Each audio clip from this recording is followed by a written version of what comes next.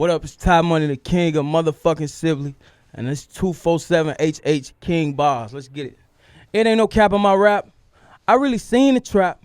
I really need a nap. I wanna fuck with no strings attached. I'm in the cab with her cat. The tires screech in the back. I got my L's and still took them. She said, what ain't no reason for that? You niggas know where I'm at. I put my hood on the map. Do you like cat in the hat? Except I put the book on your hat. I'm in the house like the fuckers that smell. My uncle was cooking his crack. And when he was bagging it up, it was forbidden to look in the back. He went from sugar to shit. That nigga could have been rich. Some niggas be giving their life up to God. He gave his shit to a bitch. I got a ball from Mona and then I turned phone and split to a brick. Then I gave Danny a dime to tell me this shit was a hit or a miss. Been in this shit since legit. Seen some shit I can't wait to forget. I seen Lil Meaty laid up in that casket. I gave my nigga a kiss. Felt a lot of fake love inside of his funeral. Niggas was waiting on this. You know he was giving them fuck niggas hell. Them niggas was praying for this. They used to call me Wan Wan, and then around when I was like 15, they started calling me Ty Money. So I'm from Harvey World, Illinois. Real poverty stricken. Everybody know each other. Everybody know each other business. Everybody know what's going on. I got introduced to music through my bigger cousin Marvel, and he was hot in Chicago, like at a point in time. So I got introduced to music through him, and I used to always be in the studio with him and shit like that. I kind of pick up where he left off. Like, he kind of fell back from the shit. He kind of fell out of love with it, so I kind of picked it up where he left off. Bump was a big inspiration to me. Once he got locked up, I thought it was a void, a big-ass void, like in street rap in Chicago. I was locked up for the drill scene, so I really didn't catch that wave. So everything was really timing with me right now. Like, it's perfect timing with me right now.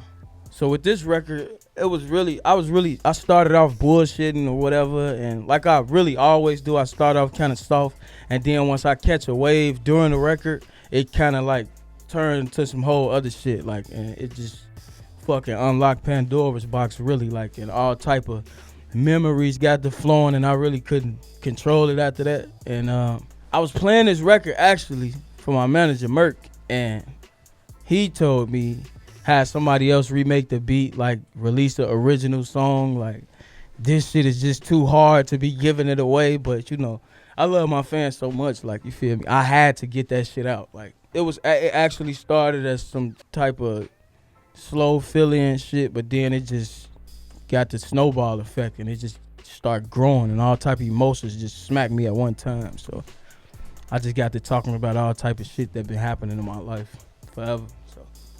So you know, I lost one of my best friends. His name was Meaty, and he was causing terror in my neighborhood. And you know, a lot of people was praying on his downfall. You know, so that was the first funeral I ever went to. That was the first person in a casket I ever touched, and I actually gave him a kiss to let him know that I loved him. You know, so that was really emotional for me. That was a bar right there. That was emotional. So you know, I used to come home from school at like 3, 4 o'clock in the afternoon, and my uncle would ask my mama could he borrow the kitchen for a while, so we couldn't go in the fucking house from like 3 to like 5 to when he was done.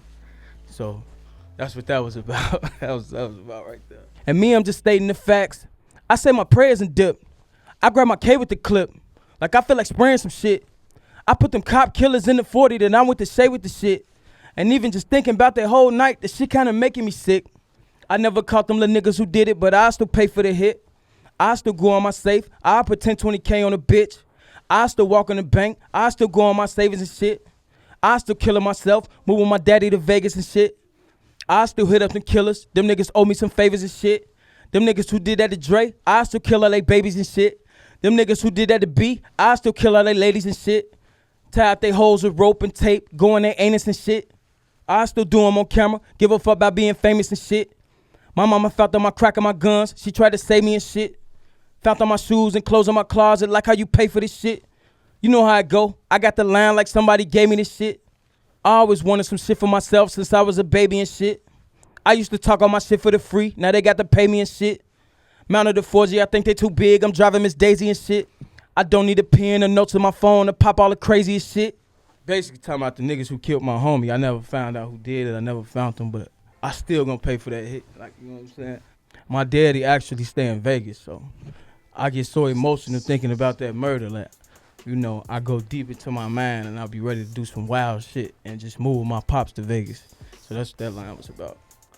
You know, I started selling drugs and shit like that. Me and my brother, we started selling drugs just around, we was like 16. And my mama didn't have much. She was raising all her kids by herself. So when she come in the house, she see new clothes and new shoes and shit. Like, she used to question us, like, how the fuck y'all paying for this shit, you know? And then that's when she started investigating, like, start lifting mattresses when we at school and finding guns and all type of weird ass shit. So that's how that transpired.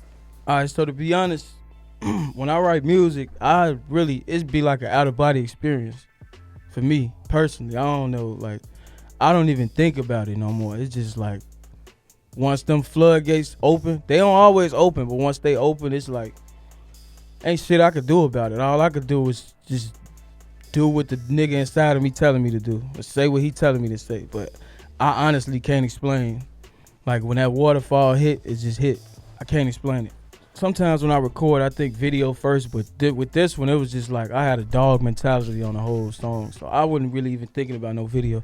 I don't even think videos could do every song justice. Like, you know what I'm saying? Like, this is one of them joints where I just want to just hear it. I don't want to see nobody rapping it. I just want to hear it. Like, you know what I'm saying? So this one hit deep to me. I don't even think I can formulate a video to match it. Yeah, once I figured out how strong words could be took was when a friend of mine, before he died, his name was Brandon. He never heard me rap, but he heard one song I did before he passed.